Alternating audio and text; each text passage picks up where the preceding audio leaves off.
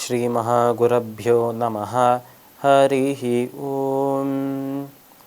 சதாசிவசமாரம்பாம் சங்கராச்சார்யமத்யமாம் அஸ்மதாச்சார்யபர்யந்தாம் வந்தே குருபரம்பராம்.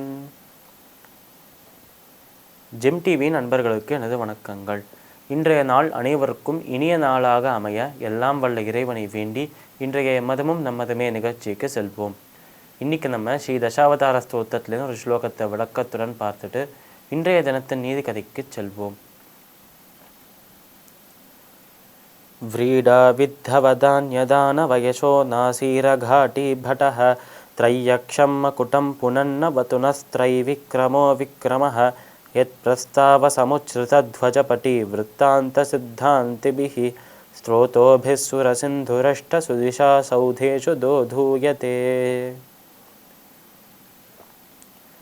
இந்த ஸ்லோகம் ஸ்ரீ தசாவதார ஸ்தோத்திரத்தின் 6வது ஸ்லோகமாக இருக்கு.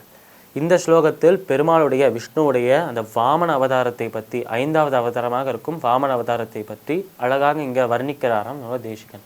இந்த வாமன அவதாரம் எதற்காக அவர் எடுத்தார் என்றால் பலி சக்கரவர்த்தி என்கிறவரோட அந்த கர்வத்தை அந்த அகங்காரத்தை அழிப்பதற்காகவும் அந்த பலி சக்கரவர்த்தி அபகரித்து வச்சிருந்த இந்திரனோட சொத்துக்கள் எல்லாம் திருப்பி இந்திரனுக்கே தருவதற்காகவும் அவருக்கு உதவி செய்வதற்காகவும் இந்த அவதாரத்தை எடுத்தார் என்று சொல்றார். ஆனால் பலி சக்கரவர்த்தியின் கர்வத்தையும் அடக்கினார், இந்திரனுக்கு தன்னோட லோகத்தையும் தன்னோட செல்வங்களையும் அவர் மீட்டு தந்தார். அதற்காக தான் இந்த அவதாரம்.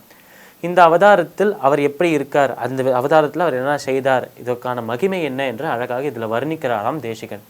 அப்போ அவர் சொல்கிற விஷயம், व्रीडा विद्धवदान्यदान वयशो नासीर घाटी भटः त्रय्यक्षं मकुटं पुनन्नवतुनस्त्रैविक्रमो विक्रमः. அதாவது ரொம்ப குட்டி சொரூபத்தில் வந்தாராம் நம்மளோட பெருமாள் இந்த வாமன அவதாரத்தில். ஆனால் அந்த மகாபலி கிட்ட வந்து அந்த 3 படி நிலத்தை கேட்ட உடனேயே சரி தரேன் என்று அந்த மகாபலி சொன்ன உடனேயே அவ்வளவு பெரிய சொரூபத்தில் மாதிரி அந்த ஒரு 3 அடிகளால் வானத்தையும் பூமியும் 3வது அடியே அந்த ஒரு மகாபலி சக்கரவர்த்தியின் தலையிலையும் வைத்தார் பெருமாள். அதனால் அந்த வானத்தையும் பூமியும் விண்ணையும் மண்ணையும் அளக்கிற அளவுக்கு பெரிய திருவடிகளாக 3 திருவடியை வச்சிருந்தார். அதனால்தான் திரைவிக்ரமோ விக்ரமக என்று சொல்றார் அவர். அதனால் அந்த மகாபலியின் கர்வத்தை அந்த 3 அடிகளை கொண்டு அடக்கினார் என்றும் சொல்றார். இப்படி நம்ம மகாபலி கிட்ட வந்து கேட்கிறாராம் இது பெருமாள், நான் 2 அடியை வச்சாச்சு, பூமியில ஒன்று வச்சாச்சு, வானில் அந்த வானத்தில் ஒன்று வச்சாச்சு, 3வது அடியை எங்க வைக்கட்டும் என்று கேட்கும்போது மகாபலி சொல்றாராம், நீங்க 3 அடி நிலம் கேட்டல், அந்த 3 அடி நிலத்தை கூட என்னால் தர முடியலையே. இந்த மாதிரி ஒரு சாதாரண ஒரு யாச்சகம், சாதாரண விஷயத்தை நீங்க தானமாக கேட்டல், ஆனால் அதை கூட என்னால் தர முடியலையே என்று அவமானத்தில் தலையை குனிந்து என் தலை மேலேயே அதை வச்சுக்கோங்கோ என்று சொல்றாராம் மகாபலி. அப்படி அவரோட அந்த பணிவை பார்த்த உடனேயே இதுவரைக்கும் என்ன விஷயங்கள் எல்லாம் செய்தாலும் அந்த இந்திரன் கிட்ட சொத்துக்களை அபகரித்தாலும் எவ்வளோ பெரிய அந்த ராஜாவாக இருந்தாலும் அந்த பகவானை பார்த்த உடனே அந்த ஒரு பணிவு இருக்கல, அந்த பணிவு வந்ததுனாலேயே சந்தோஷப்பட்டு கருணை கொள்கிறாராம் வாமனன். அப்போ அவர் மனதுக்குள்ள ஒரு எண்ணம் வர்றதாம், நான் இந்த உலகத்துல, இந்த உலகம் மட்டும் இல்லை, இந்த பிரபஞ்சத்துல 8 திசைகளிலும் ஓடி 10 திசைகளிலும் ஓடி இந்த ஒரு பலி சக்கரவர்த்தியோட பெருமையை நான் எல்லா இடத்துலையும் சொல்லணும்.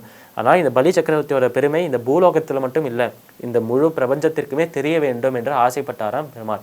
அதற்கு அவர் பண்ண விஷயம் என்னென்றால், எத்பிரஸ்தாவ சமுச்சிருத துவஜபடி விற்த்தாந்த சித்தாந்திபிகி ஸ்ரோதோபி சுரசிந்துரஷ்ட சுதிஷா சௌதேஷு தோதூயதே.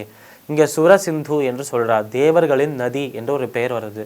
கங்கைக்கு, இந்த கங்கா இருக்கால, கங்கா என்கிற நதி, அந்த கங்கா தேவிக்கு தான் சுரசிந்து என்ற பெயர், தேவர்களின் நதி என்ற பெயர்.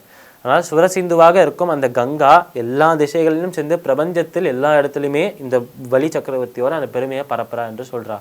இப்போ இந்த இடத்துல இன்னொரு விஷயத்தையும் சேர்த்து அனுபவிக்கிறாராம் நம்மளோட தேசிகன். சரி, கங்கா தேவி போயிட்டு எல்லா இடத்துலையும் இந்த பலி சக்கரவர்த்தியோட பெயரை அந்த புகழை பரப்புறா. இந்த கங்கா தேவி எப்படி உருவானா என்றால் அதற்கும் ஒரு கதையை சொல்றாராம் சின்னதாக. ஏனென்றால் இந்த பெருமாளின் அந்த ஒரு திருவடிகளில் ஒரு திருவடியை பூமியில வச்சாச்சு, இன்னொரு திருவடியை வானுக்கு உயர்த்தி காட்டும் போது அந்த திருவடி என்ன பண்ணுறதுன்னா மேல் லோகங்கள் எல்லாத்தையும் தாண்டி பிரம்மாவின் லோகமாக இருக்கும் சத்தியலோகம் வரைக்கும் போயிடுது என்று சொல்றான்.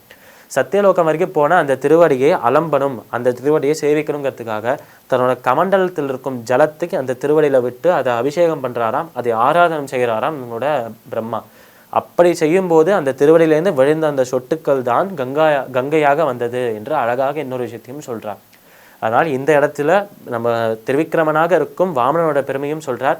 அதே நேரத்தில் கங்கா உருவான கதை, கங்கா எவ்வளோ தூய்மையானது என்பதை அதிலிருந்து உணர்த்தி சொல்றார் நம்மளுக்கு தேசிகன். இந்த ஸ்லோகத்திற்குண்டான விளக்கம் இதுவே. இப்போ நம்ம இன்னைக்கு சுக துக்கத்திற்கான காரணம் என்ற தலைப்பில் நீதி கதையை பார்ப்போம். சுக துக்கத்திற்கான காரணம், வாழ்வு என்று எடுத்துக்கொண்டால், ஒரு வாழ்க்கையை எடுத்துக்கொண்டாலே சுகம் துக்கம் என்பது மாறி மாறி வரும் என்று பெரியவர்கள் எல்லாமே சொல்வார். ஆனால் இந்த சுகம் துக்கம் இது ரெண்டுமே எங்கேருந்து வருது என்று பாதி பேருக்கு தெரியாமலே போயிடும். அதனால் இந்த சுக துக்கம் எங்கேருந்து வருது என்பதை பகவத்கீதையில நம்ம பார்த்துருக்கோம் ஸ்லோகத்தின் அர்த்தமாக. அதையே ஒரு கதை வடிவாக பல கதாபாத்திரங்களை கொடுத்து ஒரு கதை வடிவாக சொன்னால் இன்னும் நல்லா புரியும் என்பதற்காக தான் இந்த கதை. இந்த கதை எப்படி ஆரம்பிக்கிறது, இதில் இருக்கும் முக்கியமான கதாபாத்திரங்கள் யார், அவள் இந்த கதையில் மேலும் எப்படி நகருது இந்த கதை, அவள் என்னென்ன செய்கிறா, நாளை தினம் பார்க்கலாம். மீண்டும் நாளை சந்திப்போம். நன்றி, வணக்கம்.